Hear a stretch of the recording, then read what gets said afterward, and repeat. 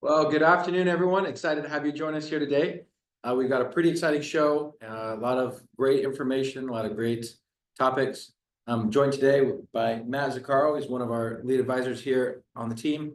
And man, I'm really excited about today. It's one of our most popular topics, and it's very apropos for the season that we're in. We'll be talking taxes. So Tax Tip Tuesday, if you want to try that tongue twister, but I'm really excited to be having a conversation with you guys. We've got, again, don't forget this is a live webinar, and one of our favorite things here about it is that it is a two-way conversation. So last time, a couple weeks ago, we had just a great conversation. We had a lot of people really engaging and asking really great questions. Today, want to have the same, and so really look forward to all of you having great questions and hopefully being able to answer them and taking the time. So before we get in, I want to just remind you guys, we've got our next live event coming up. That's on March 11th at 1 p.m. And it's actually going to be a really exciting one. This one, as many of you know, we are a woman-founded company, Stephanie Fullerton, and just an incredible journey that's been. We've actually got this great event coming up that's investing as a woman, strategies for success. So I probably won't go into this detail with you, and it's probably not a great topic for you and I to delve in on, but many of the times that when we're working with clients and working with people, we actually end up working a lot of times with surviving spouses or widows or people who have recently come into a situation that come to us for help because they say, hey, my husband did all the planning, did all the things, did all the work for us, and now I don't know, and either recently passed away or something else, and now I don't know what to do. So it's going to be a great topic, but again, put that on your calendar, March 11th, 1 p.m. for next live event. Also on March 12th, from 12 to 1 o'clock in our Tempe location, we'll be having a lunch and learn event. And this one we'll be talking, actually hosted by Matt Zaccaro as well, really be talking about the purpose of money. And so we'll be sending out more information to you guys on that. Please keep an eye on your email inbox to read more about that. But again, that's out of our Tempe location, a lunch and learn on March 12th from 12 to 1 p.m. talking about the purpose of money and just some great tactics and tools that you guys can use as you really utilize your money and your financial resources as a tool. So that's the housekeeping. Matt, we got a great topic today, talking taxes. We're in the heat of tax season, so I don't know if we have the countdown. I know the tax team's got probably the countdown on their desk as far as April 15th coming up here soon. So 2 months. But obviously taxes is on a lot of people's mind. A couple of reasons. One, we're in tax season. We're 2 months out from, or a little less than 2 months now from tax filing deadline on April 15th. But we're also in 2025. And this is the year where the tax cuts that were put in place by the first Trump administration back in 2016, this is the year that they could currently, per current law, are set to sunset.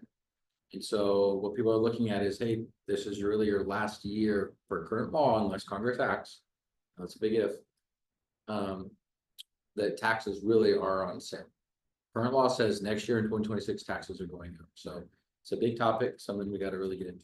And we should plan accordingly because we have to assume they won't. And if they do stay low, hey, great.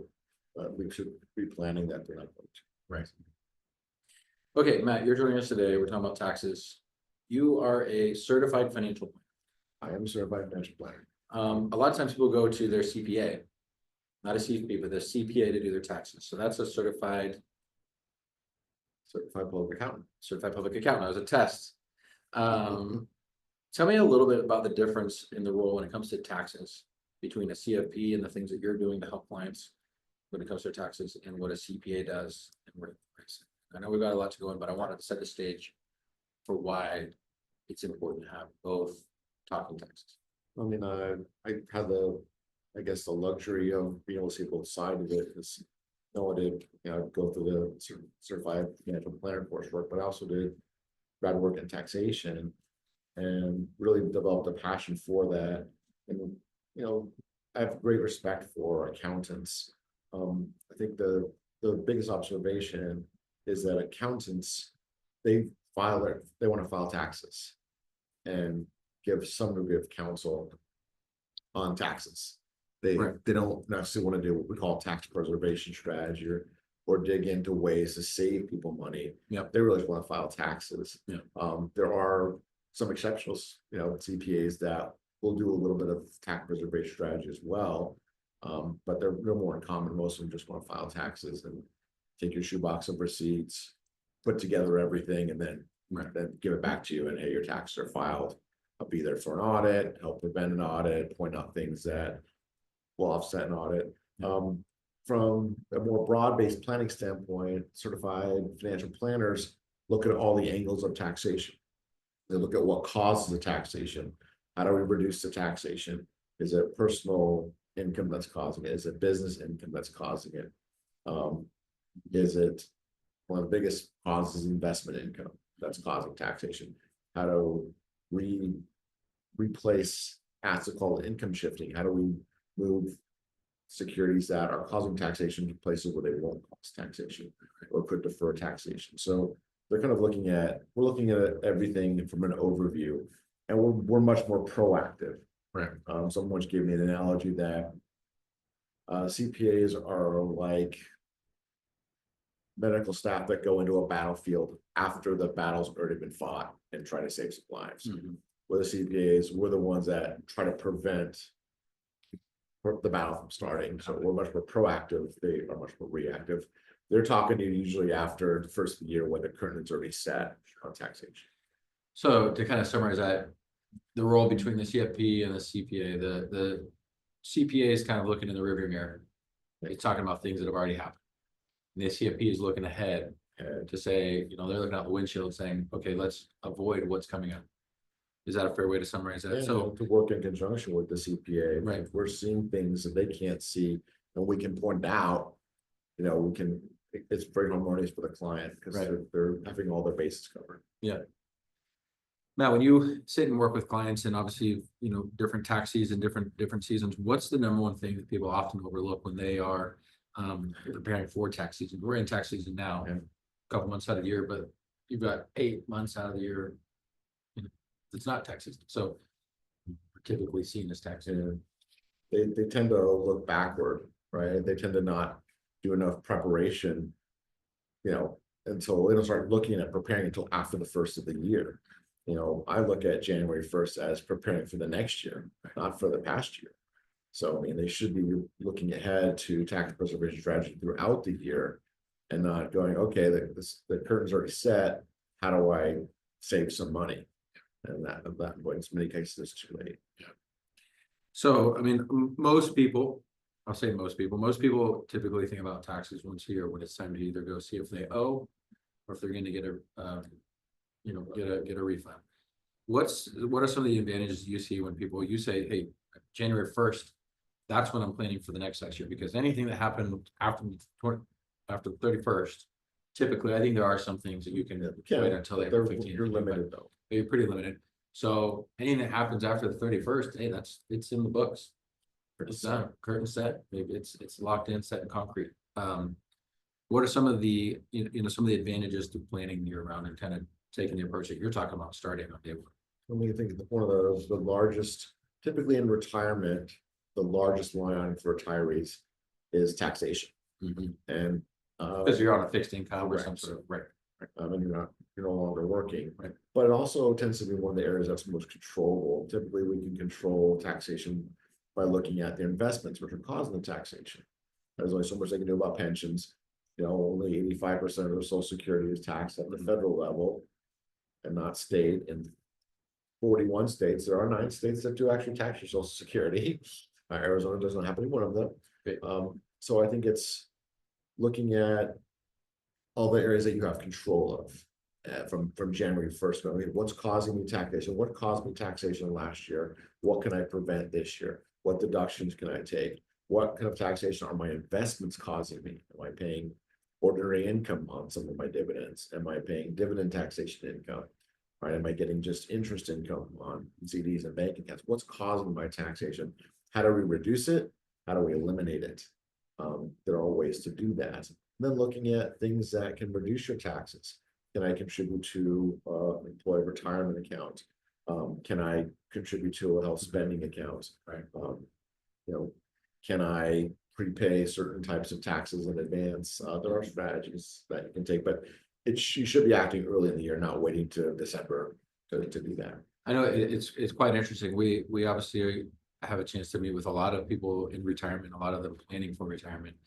And sometimes it's a pretty broad spectrum of where people are at. Sometimes there's people who are, hey, they're still saving, they're still socking away, and they're really wondering, am I going to have enough in retirement? I'm really concerned about retirement income, having enough income.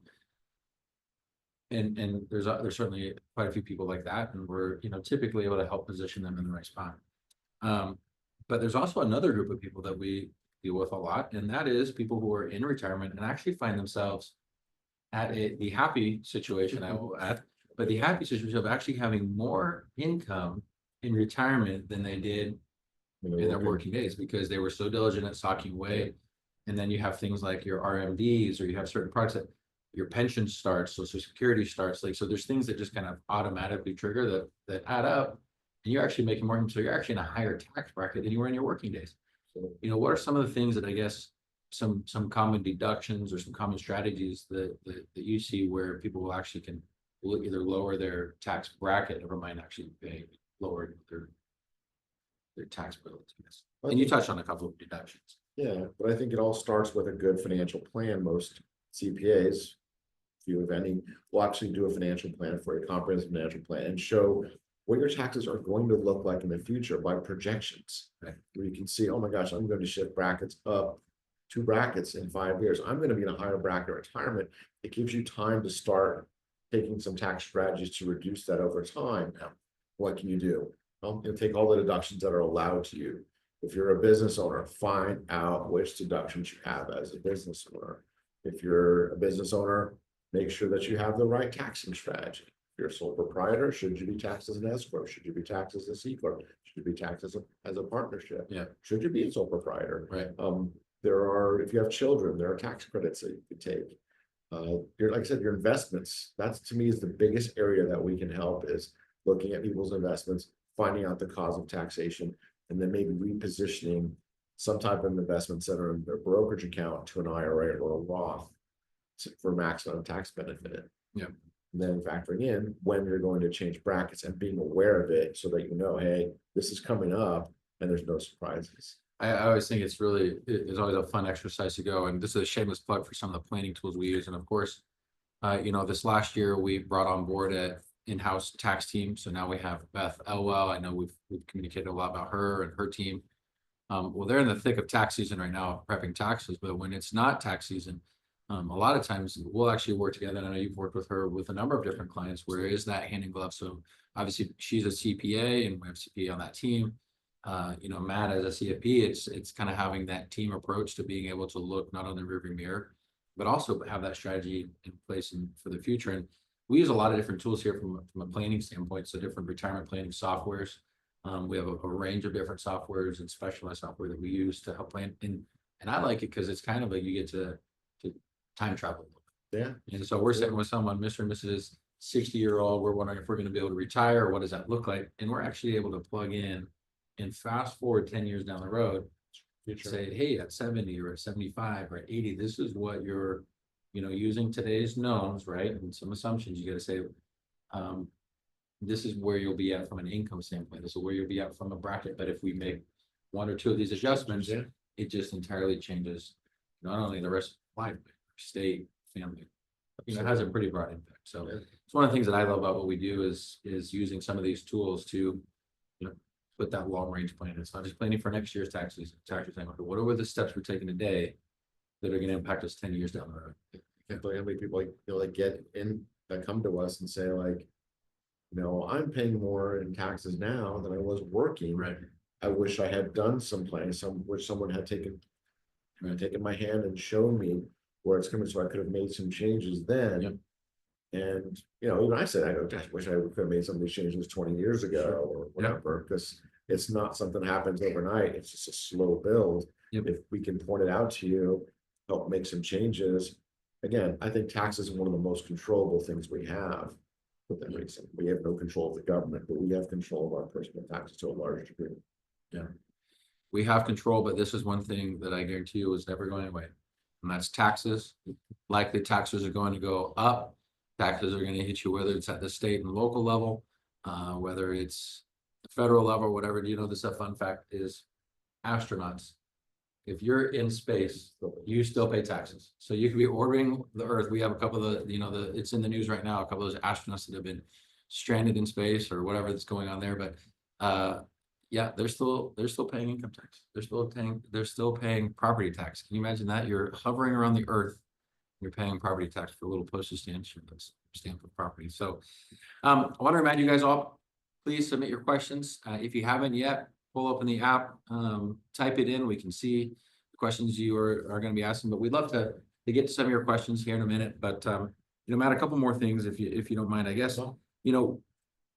When we work with people who are, maybe have their own business, or whether it's a rental property, or maybe they are still working for a company, and maybe they haven't taken the full advantage of some of the retirement savings opportunities. And how does contributing to a retirement account, whether it's any one of these different tools that you've just talked about, or a team, how does that help you save on taxes this year?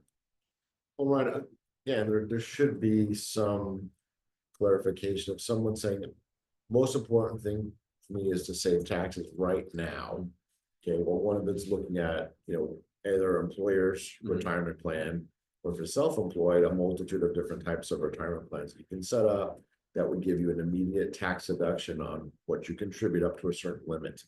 So that would give you a tax deduction immediately. Health spending accounts, if you're working for a company that has what's called a high deductible health insurance plan, you have access to what's called a health spending account, where you can make a contribution. I believe it's up to 9,000 this year for a married couple. In the HSA. HSA, get an immediate deduction on what you put in. The money grows in those accounts tax-free. Typically, they can be invested. You're not required to take money out of them every year either. And then when money is taken out down the road for medical expenses, it's not taxed either. So it's one of the most pure ways of sheltering them from tax, because you're getting a deduction. It grows tax-free, you're withdrawing it tax-free. Really, there, the big kick is that you got to use that account on health. Has to be health. And health related expenses. My guess is people are going to use them as they get older, because you're gonna have to. Yeah. I've yet to meet someone that didn't use up all their health spending accounts when they got older, because typically we wind up using them more now. If someone's saying, I just want to control taxes down the road, maybe if they have access to a Roth 401k, which is what I typically counsel for, because you're not getting a deduction on what you're contributing, but the money grows tax-free. Definitely. And that's one of the things we're typically trying to do, is to try to get people to convert IRAs, 401ks over to Roths, so that they're avoiding required minimum distributions. We're reducing them. They're changing the tax landscape by doing some tax planning before they turn 73, 75. And that's, to me, that's one of the biggest game changers we have, is counseling toward Roth conversion. But if we're not adding to the thing we have to convert, it's just better. Right. Okay, I've got one last question before we get really into some of the questions. Okay. Some people watching this. Last question. It's something that's really near and dear to us here at Fullerton. I know not only is a lot of us as individuals, but to us as a company, is charitable contributions and involvement with philanthropy and donations, things like that. Obviously, we're a big believer in that as a firm. Our Harvest of Thanks event, we have volunteer days that we provide for our team, and many of your clients been out and supported some of those causes and things that we're a part of. It can also be a pretty cool tax planning strategy for individuals. What are some of the ways that you see charitable giving and being really used effectively, and what are some of maybe the parameters around that? Well, typically I like to put some sort of hierarchy on charitable gifting. The way I always want it to benefit the charity first and the donor. I want them to both feel good about what's happening. I want the government to benefit least. So first thing I look at is, if you're above the age of 73 and you have a required minimum distribution from your IRA, the ability to gift directly from that required minimum distribution to a qualified charity, 501(c) corporation, and not pay taxes on that. Up to 100,000, they will cap it at 100,000, but that money's not taxed. You're not fighting for a deduction above your standard deduction. But you still get the RMD. It satisfies the RMD. Satisfies the RMD, exactly. Yep. So it benefits the charity for sure. It benefits you by not paying taxes on that money, not fighting for deductions. It's the most pure way, in my opinion, to give. Now, if you're below the age of 73, other ways. Can you gift them highly appreciated property, stocks, real estate, things that have you bought for a very low price and now they're much higher. Yes, that also is a very pure way to gift directly and not have to pay capital gains taxes on selling it. It's just gifted to the charity, you get a deduction on that. Charitable remainder trusts, being able to take some money, gift it to a charity as a beneficiary down the road, you get an immediate deduction on that money. The trust will pay you an income stream off that money that you donated. Can't be tax-free, but it will be an income stream. Some people say, I might need this money someday, but I do want to go to charity. It's a way of creating an income stream off it, but that money will, it's irrevocably given to charity at that point. Some people use what they call donor advised fund, which I call the lazy man's charity. Basically, putting money in an account, clicking on the different 501(c)(3)s or charities you want to give to, clicking a button to get a deduction on that. Just a lot of different tools, a lot of different So strategies. many. And some, even if, if you're charitably inclined, there's some great tools and strategies that are really impactful, not only to you, but even to your estate planning standpoint. I think Matt, you kind of touched on those a little bit, the charitable trusts. But even if you're not charitably minded, if you say, listen, the only charity I want to give to is the IRS, and if you count them, right? And so, but even there's some tools and strategies that you can take advantage of that will lower your overall tax, could lower your overall tax, taxable income substantially. And so it's actually a win for you. And hey, at the end of the day, the fringe benefit of that is that you help a charity that you might believe in or might. Yeah, I mean, so like, yeah, I look at my kids as a charitable cause, even though they're not 501(c)(3). So your kids, if I save money, there you go. I get to give more money to my kids. Then again, my dad would always say, I'd rather light the money on fire than give it to the IRS. And I could probably follow. All right, we've got a couple questions here. Please submit your questions. We'd love to answer them and get to as many of them as we can. We got a handful here. So Matt, this is our first one. Will Social Security be taxed federally for 2024 since Trump is in? One of his promises was no tax on Social Security. Can an administration change tax law that quick? And can an administration change tax law? They can. I've not seen it change mid-year. I've seen it change going forward. So I again, with some of the changes that are being made now, it absolutely could happen. Historically, they usually will wait till the following year and then move it forward, but not retroactive. They're retro. I think Secure Act 1.0 was retro, but precious few. But again, it's not impossible. I would love to see it happen.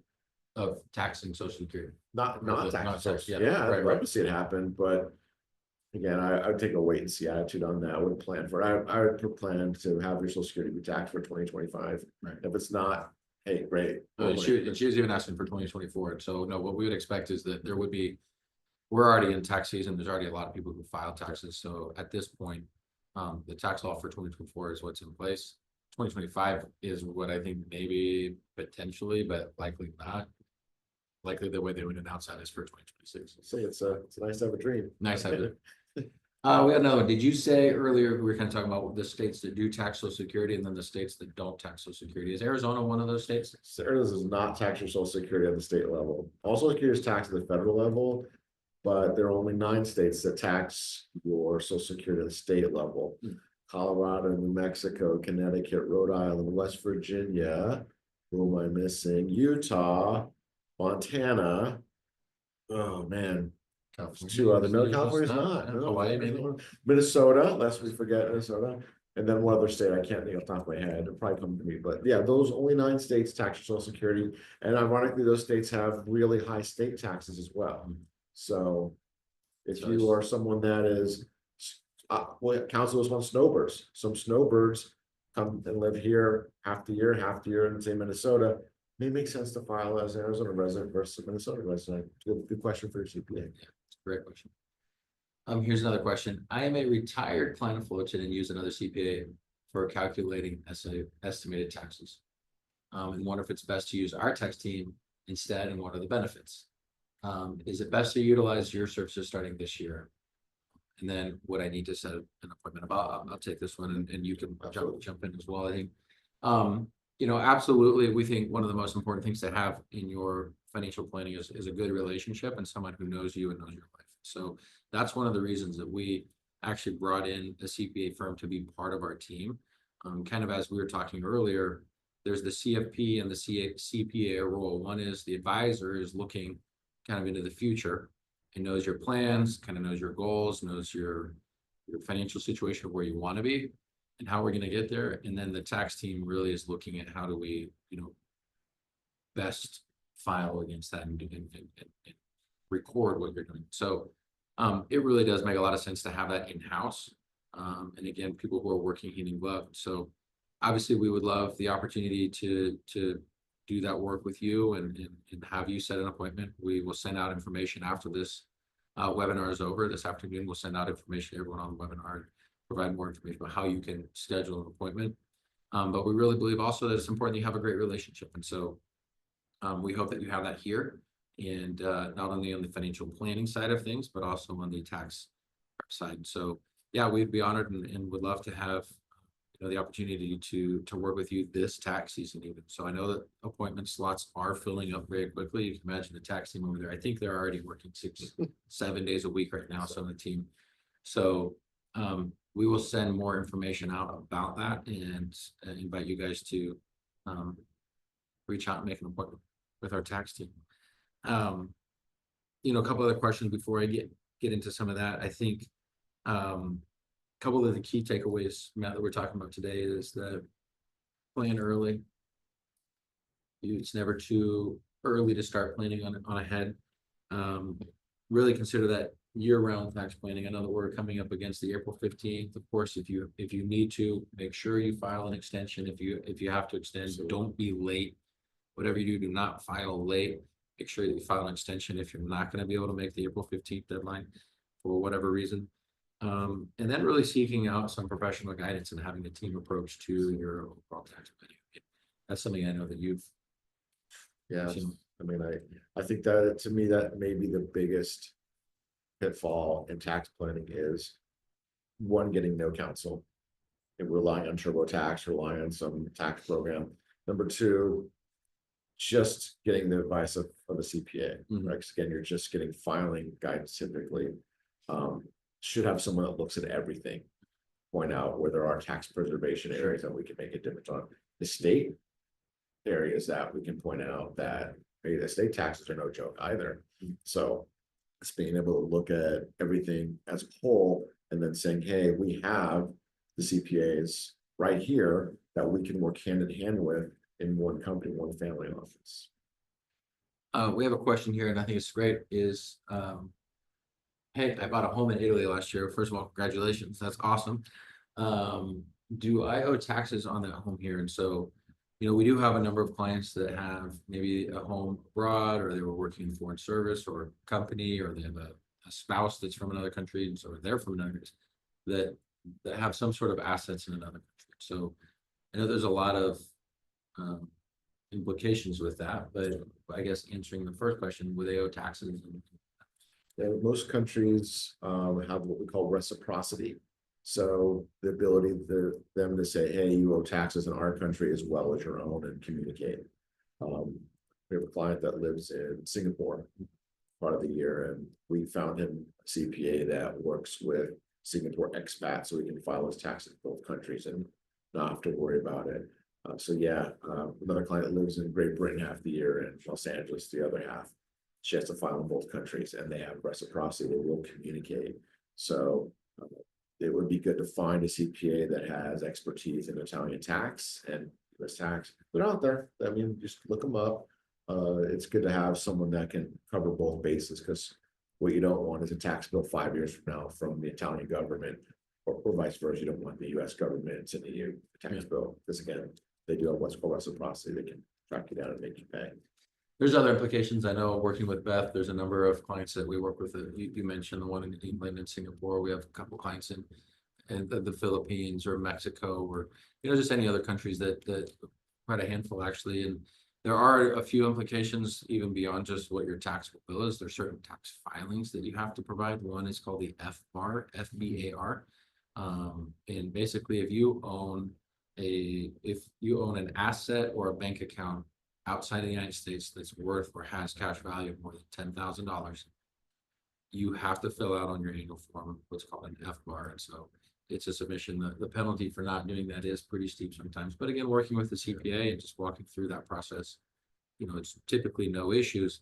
But that's one of the things that can impact if you bought a house. So if you bought a house this last year, presuming that it was more than $10,000, you would need to also file an FBAR this year. If you're not familiar with that, of course, we can help you with that here, or if there's a tax person in Italy that you work with as well. But we'd love to be able to help you walk you through that process here.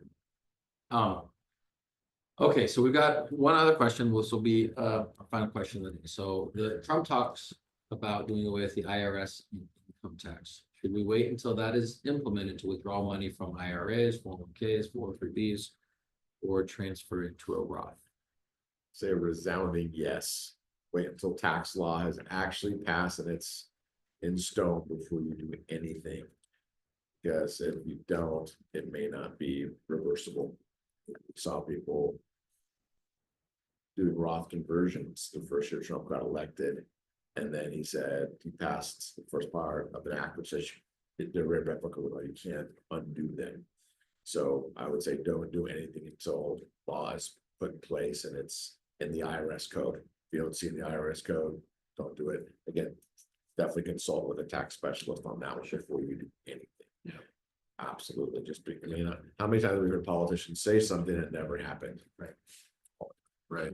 I think the important thing there is making sure that you have a plan in place that works according to today's reality. You're not saying, hey, I can't wait till, or what if they eliminate income tax, so I'm not going to take any income until they do that. Well, you could be waiting an awful long time before it's actually set in stone. And so like college, tuition, plans that were going to eliminate that, of course, never happened. Right. Right. So you make a plan according to what the current law is, but with a forward-looking view of being flexible and making sure that you have all your needs taken care of. One last question. I think it's a great one. We are new to Arizona. We deal with a lot of people who are new to Arizona. Actually, it's the fastest growing state, fastest growing city in the country. So a lot of people moving here. How does the state income tax work? We've never lived in a state with state income tax. And so I know that, every year you go through and you file two different forms, obviously federal and state. What does that look like? Sure, it's either 0 if you're below a certain level, which very few people qualify for, or as high as 2.5%. Right. Flat. So that's a flat tax. Very easy. Yeah. There is a separate form. It follows pretty much the same guidelines as a lot of it kind of follows the same format as the federal form. They've made it as easy as possible on you. But there are a few, I think this is something I was just talking about the other day. There's a handful of things that are more common, or a handful of things that are missed more commonly on the state return that are on the deductions and the credits that you're able to do that apply specifically to state deductions. So there's the education, there's certain charitable deductions and things that you can do that only apply to the state or apply very differently. So whether it's the income piece, and it's pretty much a flat tax at this point, so it's very simple on that side. But there's quite a few deductions and things that you could take advantage of at the state level. But one of the things that we were seeing is that even from a charitable contribution standpoint, some people were donating to federally approved charities, but not state approved charities. And so they thought they were going to get the full deduction, but they didn't get the state level deduction. So a lot of different things like that I think that are really important. Again, that's why it's really important to actually meet with a tax professional and make sure you've got it set up and make you feel confident. So Matt, thanks so much for today. Thank all of you guys for just some great questions, some great conversation. Hopefully we brought some great insights and good information for you.